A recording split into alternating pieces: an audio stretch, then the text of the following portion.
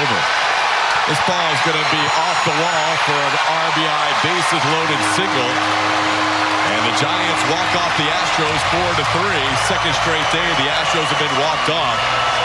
Houston gets 2 in the top half of the 10th, but then Rafael Montero cannot finish things off in the bottom half of the 10th inning. Another frustrating night for the Astros as they are unable to hold a late lead. And their extra inning record the last couple of years, 1-8 last year, and this year they fall to 3-6 in extra innings.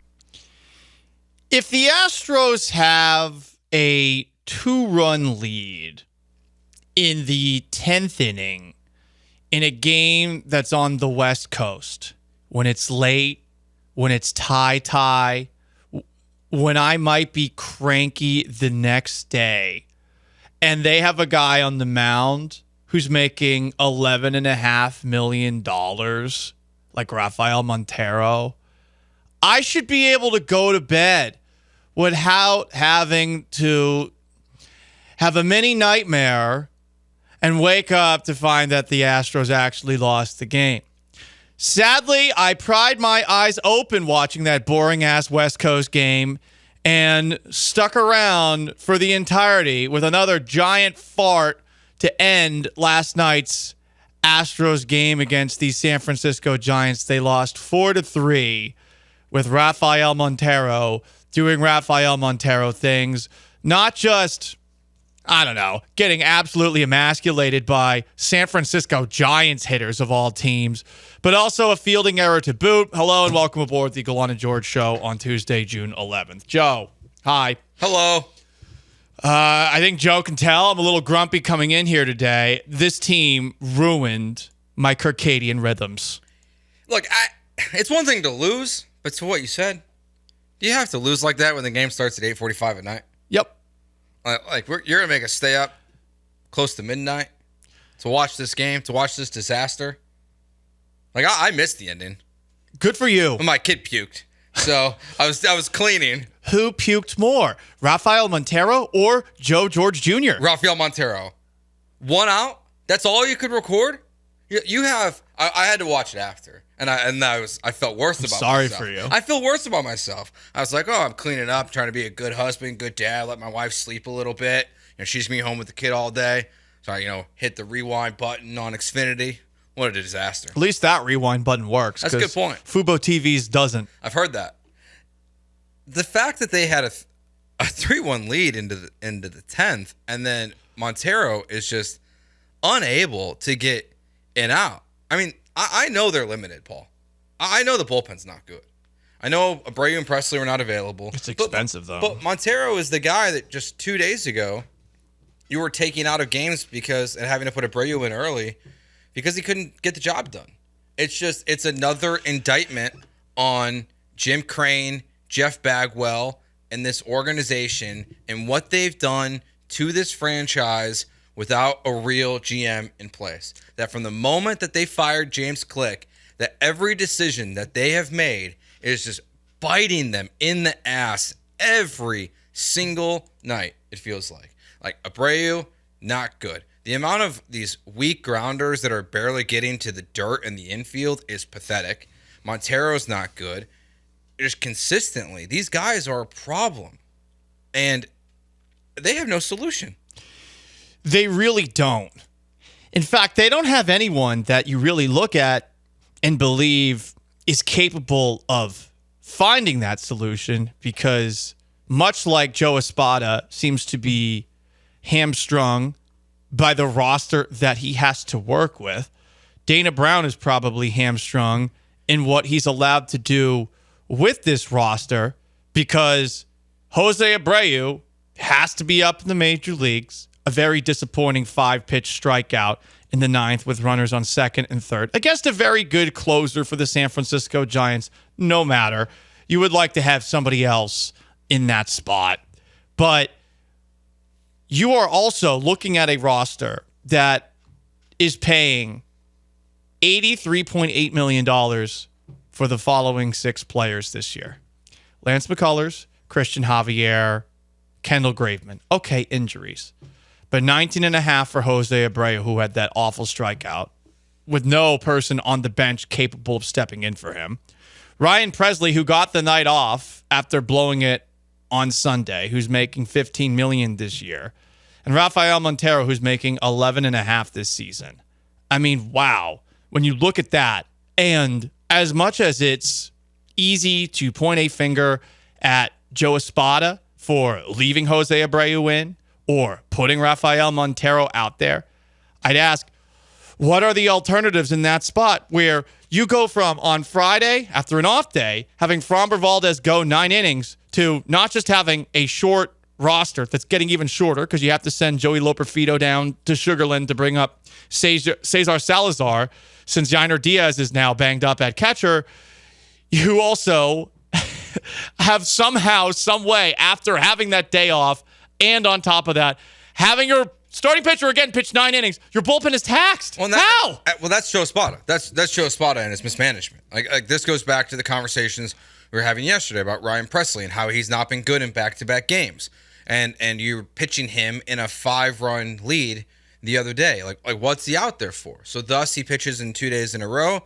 So he's not available yesterday. Brian Abreu is not available yesterday. Rafael Montero, though, who's terrible, who's really, really terrible, he's available to pitch for a 3rd day in a row.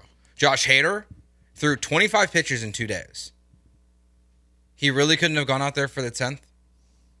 Like, it's not, and he has multiple times. Now, they've never done that. They've never pitched him on a Sunday and then asked him to pitch 2 innings the next day. They have not asked him to do that yet. The early season stuff about him not pitching 2 innings, like, that's gone. He will do it normally, it seems like. But for whatever reason, last night, that was his decision. I think when you go back to earlier in the game, when Eric Eddy, 98 pitches are great. 1 pitch is bad. And Seth Martinez comes in and gets an out and gets you out of the inning. He threw 2 pitches.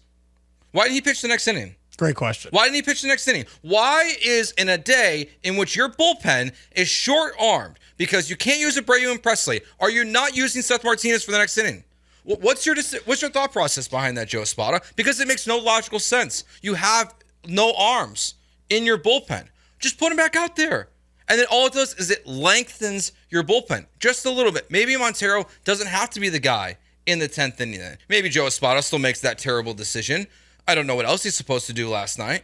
But there's a lot on the players, for sure.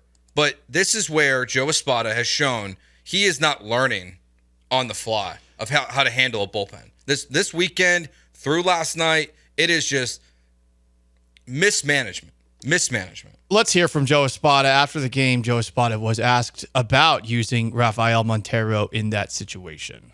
What made Montero kind of the matchup there in the 10th? You know what? I just like, Montero against that pocket there, against those lefties especially.